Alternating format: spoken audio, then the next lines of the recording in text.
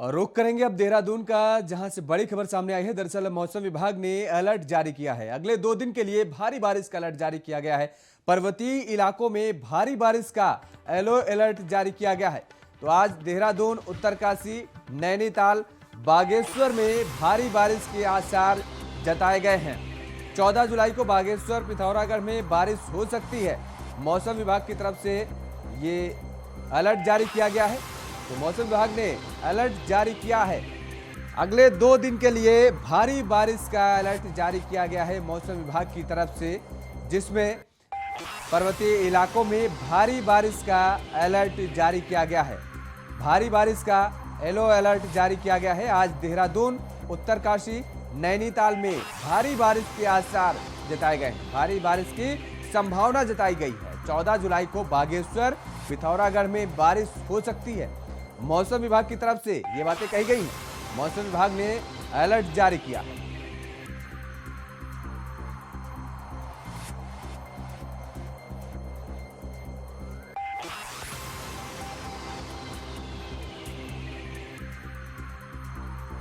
तो पर्वतीय इलाकों में भारी बारिश का येलो अलर्ट जारी किया गया है।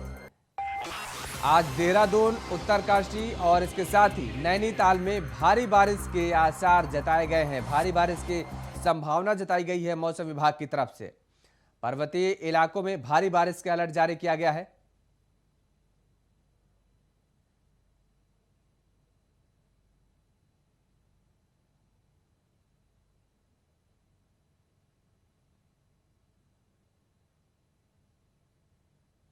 और इसी खबर पर ज्यादा जानकारी के साथ हमारे संवाददाता अभय कैतुरा फोन लाइन पर बने हुए हैं। अभय, जिस तरीके से 2 दिन के लिए भारी बारिश का येलो अलर्ट जारी किया गया है मौसम विभाग की तरफ से, और क्या कुछ जानकारी है? बिल्कुल, मौसम विभाग ने अपना अलर्ट यहाँ पर जारी करा है। अलर्ट के रूप में मौसम विभाग की तरफ से जो मैसेज डाला गया है, उसको साफ तौर पर कहा गया है कि उत्तराखंड में आगामी 2 दिन हल्की से मध्यम गति की बारिश हो सकती है, लेकिन कुछ स्थानों पर भारी बारिश की संभावना यहाँ पर जताई गई है। येलो अलर्ट भारी बारिश को लेकर यहाँ पर मौसम विभाग की तरफ से जारी किया गया है। 13 जुलाई को देहरादून, उत्तरकाशी, नैनीताल, बागेश्वर और पिथौरागढ़ जनपदों में भारी बारिश की संभावना यहाँ पर जताई गई है और उसको लेकर जिला प्रशासनों को ज्यादा एहतियात बरतने के निर्देश यहाँ पर दिए गए, ताकि किसी भी प्रकार से जनता को परेशानियों का सामना न करना पड़े। इसके अलावा 14 जुलाई के लिए बागेश्वर और पिथौरागढ़ में भारी बारिश की संभावना यहाँ पर जताई गई है।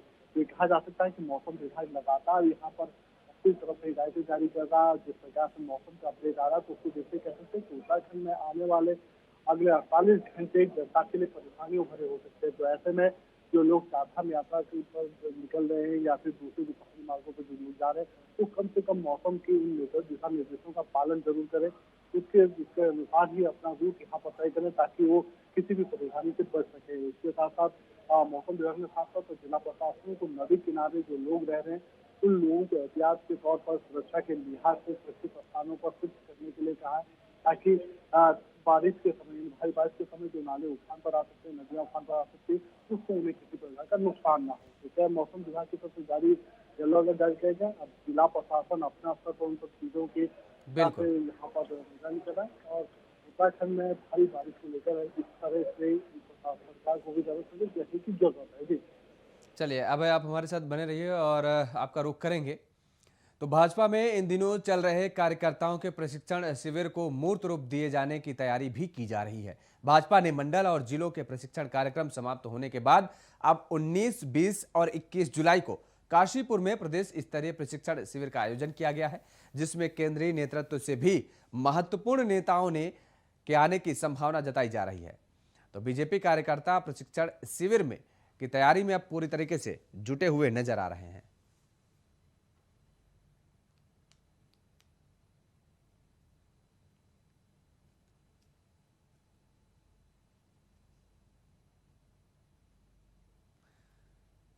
भारतीय जनता पार्टी ने अपने 252 मंडलों में अपने प्रशिक्षण के कार्य पूर्ण करने के उपरांत अपने जो सांगठनिक 14 जिले हैं उनमें अपने प्रशिक्षण वर्ग पूरे कर लिए गए हैं। अब उसके उपरांत भारतीय जनता पार्टी जो अपना प्रांत का संगठन वर्ग है वो काशीपुर में 19, 20 और 21 को 3 दिवसीय प्रदेश प्रशिक्षण वर्ग होने जा रहा है, जिसमें हमें राष्ट्र नेतृत्व और इस खबर पर अभय कैतुरा हमारे साथ लगातार बने हुए हैं ज्यादा जानकारी के साथ। अभय, जिस तरीके से शिविर का आयोजन किया जाएगा भारतीय जनता पार्टी की तरफ से, ये प्रशिक्षण शिविर होगा, क्या कुछ जानकारी है इस खबर पर आपके पास? आगामी 19 से 21 जुलाई तक 3 दिवसीय राज्य स्तरीय प्रशिक्षण कार्यक्रम का आयोजन बीजेपी की तरफ से यहाँ पर किया जा रहा है। इस कार्यक्रम में खास तौर पर पार्टी के जो पदाधिकारी हैं, जो कार्यकर्ता हैं, उन्हें प्रशिक्षण दिया जाएगा। केंद्र की जो योजनाएं हैं, उन योजनाओं में खासतौर पर जो उपलब्धियों भरी जो रही है, जिसका लाभ आम जनता ले सकती है, उसको आम जन तक पहुंचाने के लिए यहाँ पर पार्टी कार्यकर्ताओं को अपील की जाएगी कि किस प्रकार से उसको प्रचारित कर सकता है, ताकि जनता को उन योजनाओं की जानकारी हो सके और उन योजनाओं का लाभ यहाँ पर उठा सके। राज्य सरकार के जो कार्यक्रम है, खासतौर पर जल हित की जो कल्याणकारी योजनाएं, उन योजनाओं को लेकर कैसे जनता के बीच पार्टी जा सकती है, ताकि संगठन और मजबूत हो सके, जनता का भरोसा पार्टी के प्रति और सुदृढ़ हो सके और उसका लाभ पार्टी को आने वाले दिनों में यहाँ पर मिल सके। जो आने वाले दिनों में चुनाव होंगे, उन चुनाव के जरिए पार्टी चाहती है कि यहाँ पर और विस्तार से कार्यक्रम यहाँ पर चलाए जाए, ताकि उत्तराखंड में बीजेपी और मजबूती के साथ आगे बढ़ सके। तो उस दिशा में प्रशिक्षण कार्यक्रम का आयोजन किया जा रहा है, क्योंकि बीजेपी संगठनात्मक पार्टी और हर लिहाज से बीजेपी अपने संगठन को मजबूत करना चाहती है। और जिस प्रकार से आने वाले दिनों में निकाय चुनाव से लेकर लोकसभा चुनाव तक के यहाँ पर होंगे, तो ऐसे में उन सभी चीजों को लेकर बीजेपी लगातार अपने प्रशिक्षण कार्यक्रम यहाँ पर चला रही है। बिल्कुल अभय, लेकिन ये कहा जा सकता है साफ तौर पर कि दरअसल भारतीय जनता पार्टी अभी से ही लोकसभा के चुनाव की तैयारियों में लग गई है। बिल्कुल, लोकसभा चुनाव एक अहम मुख्य उद्देश्य पार्टी संगठन के सामने है। ऐसे में उस लिहाज से सबसे बड़ी जो जरूरत है, पार्टी चाहती है संगठन और मजबूत हो सके, क्योंकि 2024 में जो लोकसभा का चुनाव होगा, उसमें बीजेपी को फिर से एक बार फिर उत्तराखंड में नेतृत्व करने का मौका मिल सके, 500 से बीजेपी यहाँ पर जुड़ सके और उत्तराखंड का जो मैसेज होता है वो अन्य देश के जो दूसरे राज्य है वहाँ पर भी बड़े अच्छी तरीके से जाता है, वहाँ पर उसका बहुत पॉजिटिव मैसेज लिया जाता है। तो ऐसे में उत्तराखंड चाहती है कि उत्तराखंड से बीजेपी बड़ी जीत हासिल करे और उसका मैसेज पूरी दुनिया भर में फैल सके। चलिए अभय, आप हमारे साथ बने रहिए, आपका रुख करेंगे। तो 19, 20 और 21 जुलाई को भारतीय जनता पार्टी की तरफ से प्रशिक्षण शिविर का आयोजन किया जाएगा। और उत्तराखंड के वन विभाग में लगातार तबादले हो रहे हैं। सरकार ने 37 आईएफएस अधिकारियों के ट्रांसफर किए हैं, जिनमें से डॉक्टर समीर सिन्हा को मुख्य वन जीव प्रतिपालक की जिम्मेदारी सौंपी गई है और पात्रों के मुख्य वन संरक्षक कुमाऊं की जिम्मेदारी भी दी गई है। वहीं डॉक्टर धीरज पांडे को कॉर्बेट के निर्देशक के पद पर तैनात किया गया है। तो डॉक्टर धीरज पांडे को बड़ी जिम्मेदारी सौंपी गई है, कॉर्बेट के निदेशक के पद पर उन्हें तैनात किया गया है। वन विभाग में एक बार फिर से तबादले हुए हैं, 37 आईएफएस अधिकारियों के ये ट्रांसफर हुए हैं।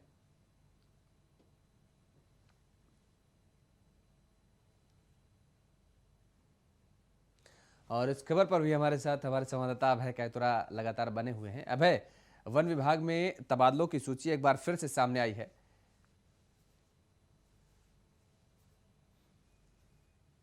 चलिए, संपर्क नहीं हो पा रहा, फिर से जुड़ने की कोशिश करेंगे। तो वन विभाग में एक बार फिर से तबादलों की सूची जारी हुई है, तबादलों की लिस्ट सामने आई है। 37 आईएफएस अधिकारियों के ट्रांसफर हुए हैं और इसके साथ ही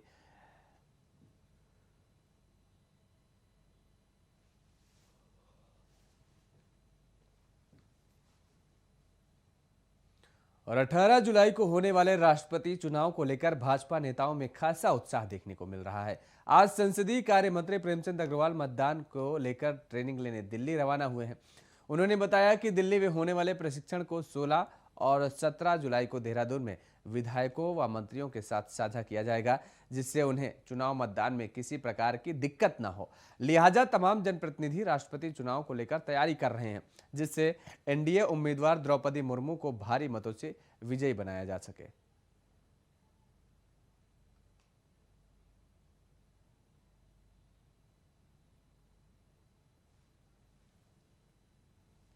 तेरह तारीख को पूरे देश भर के तमाम लोगों को बुलाया गया है। संयोग से मुझे भी उत्तराखंड से जाने का मौका मिल रहा है। उसमें प्रशिक्षण होगा कि कैसे मतदान होना चाहिए, कोई चूक ना हो जाए। उसको लेके कल प्रशिक्षण के लिए मैं दिल्ली जा रहा हूँ और आपको भी जानकारी दे रहा हूँ कि 16, 17, 18 के लिए हमने अपने तमाम विधायकों से आग्रह किया है कि 16 तारीख से लगातार वो 18 तारीख तक मतदान होने तक वो देहरादून में रहेंगे। इसी दौरान उनको भी जो प्रशिक्षण हम लोग लेके आएंगे उसकी जानकारी उनसे हम शेयर करेंगे। और ग्रामीणों ने सरकारी सिस्टम को आईना दिखाया है। ग्रामीणों ने खुद से ही बड़े बड़े पत्थरों को हटाकर सड़क को खोल दिया है। बता दें कि देर रात भारी बारिश के चलते हेलंग उर्गम मोटर मार्ग पर बोल्डर आने से सड़क मार्ग अवरुद्ध हो गया था और जिससे आवाजाही कर रहे ग्रामीणों ने खुद से ही बड़े बड़े पत्थरों को हटाकर सड़क को खोल दिया है। हेलंग उर्गम मोटर मार्ग अवरुद्ध होने के बाद भी संबंधित विभाग की मशीनें नहीं पहुंची और जिसके कुछ वाहन चालकों और ग्रामीणों ने पत्थर हटाकर सड़क को खोला है। तो ग्रामीणों ने सरकारी सिस्टम को आईना दिखा दिया। तो ग्रामीणों ने खुद पत्थर हटाए और सड़क को खोला। तस्वीरों में आप साफ तौर पर देख रहे हैं कि किस तरीके से ग्रामीण मशक्कत करते नजर आ रहे हैं। और उत्तराखंड में लगातार बारिश हो रही है। बारिश के चलते सड़कों पर मलबा के आने के जो सिलसिला है वो लगातार जारी है और इसी कड़ी में चमोली में भी ये तस्वीरें सामने आई हैं जहां पर सड़क पर मलबा आ गया और जिसके बाद प्रशासनिक अधिकारियों की तरफ से इस पत्थर को हटाने की कोशिश नहीं की गई। और इसी खबर पर ज़्यादा जानकारी के साथ हमारे संवाददाता सोनू उनियाल हमारे साथ फोन लाइन पर बने हुए हैं। सोनू, जिस तरीके से इस चमोली से तस्वीरें सामने आई हैं, दरअसल बारिश से सड़क पर पत्थर आया और उसके बाद प्रशासनिक अधिकारियों ने उसे हटाया नहीं, ग्रामीणों ने मिल करके इस पत्थर को हटाया और सड़क को खोला। जी बिल्कुल, जिस तरह से जोशीमठ के जो दूरस्थ क्षेत्र है उर्गम हेलंग उर्गम मोटर मार्ग देर रात बारिश के चलते जो ऊपर से मलबा और जो बोल्डर आए थे, जिस वजह से जो सड़क है जो राजमार्ग सड़क है जो बंद हो गई थी।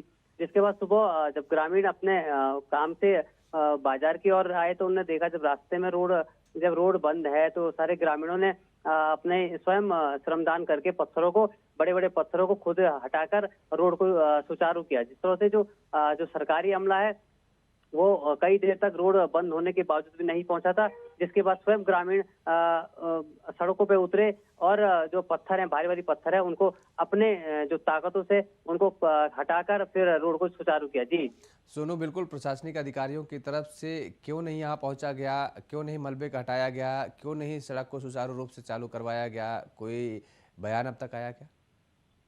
जी, जिस तरह से बात की जाए तो जो उर्गम हेलंग उर्गम मोटर जो मार्ग है वो जो हाईवे नेशनल हाईवे से वो महज 13 किलोमीटर की दूरी पर है और जोशीमठ से जो है वो 20 से 22 किलोमीटर की दूरी पर है। जिस तरह से जो लोक निर्माण विभाग की जो मशीनें हैं, जो संबंधित विभाग है उनको मशीन जो पहुंचाने में कम से कम 1 घंटे का समय लग सकता था। हालांकि उसके बाद जब ग्रामीण बाजार पहुंचे तो उन्होंने जब जो सरकारी मशीनें हैं वो जब वहां नहीं पहुंची मौके पर, उसके बाद जो ग्रामीण है उन्होंने स्वयं जो पत्थर हटाने का काम किया और रोड को सुचारू किया। जी चलिए, बहुत बहुत शुक्रिया तमाम सारी जानकारी देने के लिए सोनू। मुख्यमंत्री पुष्कर सिंह धामी ने शिक्षा नीति 2022 का विधिवत रूप से शुभारंभ किया है और इसको लेकर के अब बता दें कि बड़ी उपलब्धि भी बताई जा रही है। और उन्होंने बड़ी उपलब्धि बताते हुए कहा कि अब प्राइवेट स्कूलों के तर्ज पर सरकारी स्कूलों में भी प्री नर्सरी एजुकेशन मिल सकेगी। सीएम ने प्रारंभिक शिक्षा निदेशालय का लोकार्पण किया और इसके साथ ही एनसीईआरटी भवन का भी सीएम ने शिलान्यास किया।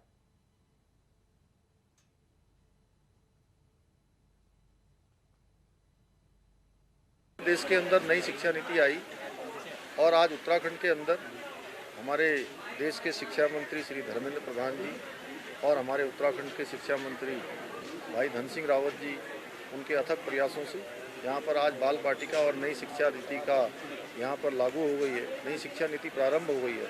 जहाँ पर हमारा भौगोलिक रूप से प्राकृतिक रूप से अत्यंत ही हमारा महत्वपूर्ण राज्य है। इस शिक्षा नीति के लागू होने से हमारे सभी आने वाले जो नई पीढ़ी है, हमारे नौनिहाल हैं, हमारे छोटे छोटे बच्चे हैं, उन सभी के भविष्य का एक नव निर्माण होगा, उनके एक भविष्य का निर्माण होगा और आने वाले समय में नई शिक्षा नीति के अंतर्गत शिक्षा प्राप्त करके वो विभिन्न क्षेत्रों में जाएंगे और विभिन्न क्षेत्रों में जाकर वो हमारे प्रदेश का और देश का नाम रोशन करेंगे। मैं उन सभी को अपनी प्राइवेट स्कूलों में LKG पढ़ाया जाता था, उतनी सुविधा से ज़्यादा जो है अब बाल बाटिका जो है LKG से भी अच्छा सुसज्जित होंगे और बच्चों के लिए अलग अलग प्रकार के सिलेबस बनाए गए हैं बच्चों के लिए खेल के लिए प्लेटफॉर्म बनाया गया है, प्ले के लिए बनाया गया है। बच्चों के लिए जो जो प्राइवेट स्कूलों में होता था उससे अच्छा हमने अब बाल बाटिकाओं में एक अभिनव प्रयोग किया जा रहा है और आज मुख्यमंत्री जी ने इसका विधिवत उद्घाटन किया है। मैं कह सकता हूं कि आज उत्तराखंड के लिए गौरव का दिन है कि हम 5000 अपने प्राइमरी स्कूलों में। देवभूमि समाचार में फिलहाल इतना ही। खबरों के लिए आप बने रहिए इंडिया वॉइस के साथ। नमस्कार।